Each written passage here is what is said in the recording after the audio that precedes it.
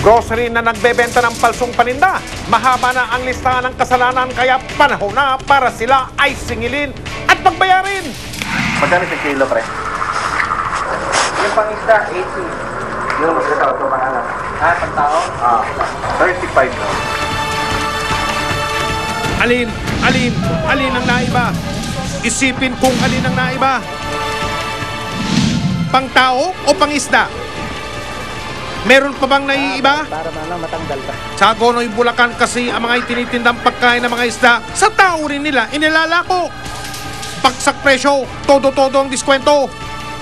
Yung paligid ng pinagagawaan nila, mga basura, saka sako-sako.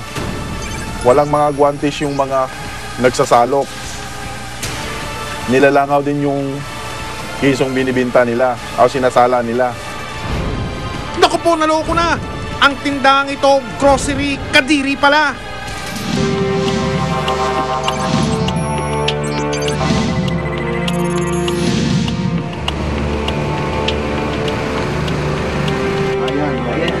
Dahil sa umalingasaw na reklamo, naamoy na rin ito maging sa Municipal Health Office ng Agonoy sa Bulacan.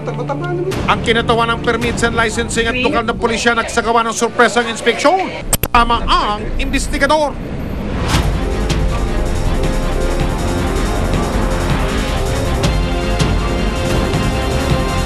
Pagdating sa target area, bumungad sa mga tauhan ng munisipyo ang sako-sakong mga paninda. Naabutan din nila ang truck na pinaniniwalaang may dalang bagong delivery. Sa simula ng inspeksyon, missing in action ang mga trabahador sa naturang lugar. Pero present naman ang mga langaw, uod at mga pamilya ni Bantay na nagdaragdag daw ng lasa sa kanilang paninda. Ininspeksyon ng mga opisyal ang bawat sulok ng lugar. Ang ilang produkto na pagalamang matagal ng paso.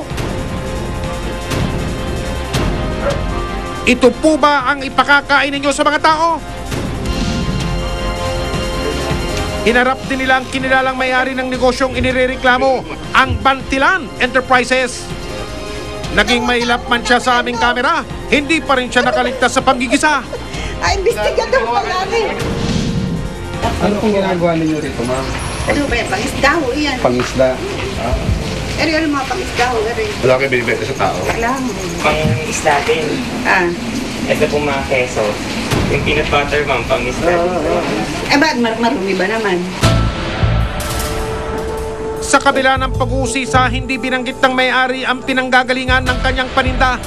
Pero giit niya, may permit ang kanilang negosyo. Ogs, seryoso? Eh bakit po nang hingin ito ng mga opisyal ng munisipyo, wala kayong naipakita? Siya po nagdaan sa proper sanitation, tsaka po sa engineering, tsaka po sa fire for fire inspection. Ayun na. Kaya po hindi siya makapagpakita ng so yung kanyang permit. Pero babayad ako taon-taon. Ma'am, pagka ho, nagbabayad lang valid po ba yung nakatwira na Hindi po. nagbabayad? Kailangan po may approval po ng ating mayor. Tsaka nung mga dadaan ng mga office Eh, sa paano po yun na sanitation. nagbabayad? O paano po mangyayari? Illegal po. Hindi po. Illegal din po yun hanggat walang approval ng aming mayor. Kasalukuyan daw silang nagsasaayos ng permit mula sa kanilang punong bayan. Pero ang kanilang inirehistrong negosyo ay malayong malayo sa pagkain ng tao. Kawayan ang una namin alam na negosyo nila, kaya namin binibigyan. Pwede po ba yun na para kunwari magkawasin ng permit, parehong pangkain ng isda at pangkain ng tao sa bahay? Hindi po pwede. Hindi po pwede. Kailangan po. Iba yung permit nila para sa pagkain ng tao. Iba ang permit nila para sa pagkain ng hayop. Paano raw sila magiging lehitimo kung sa kalinisan at kaligtasan paksak ang kanilang grado? Pagpasok nga, makikita na hindi malinis yung lugar. Unsanitary siya. Talagang hindi na uugma yung prosesong ginagawa nila. Hindi kami bibili rin. Hindi ka nabili. Expert. Pagkain kasi na ano yan eh. Na isda daw. Bangus. Bangus, gano'n. May mga tao bibili pag tao daw. Yung iba, pwede daw. Dahil sa mga nakitang paglabag ng Bantilan Enterprises, kagad itong ipinasara ng mga opisyal ng munisipyo ng Agonoy, Bulacan. Dahil malinaw raw na ang pagkainglaan para lang sa mga alagang hayop, hindi nababagay sa sikmura ng tao. Susunod, mga pulis at militar sangkot sa panibago na namang kaso ng police brutality. Nakapusas yung kamay niya, tsaka nakabitin. Tapos po, tinalihan ko yung lugid. For your sinisin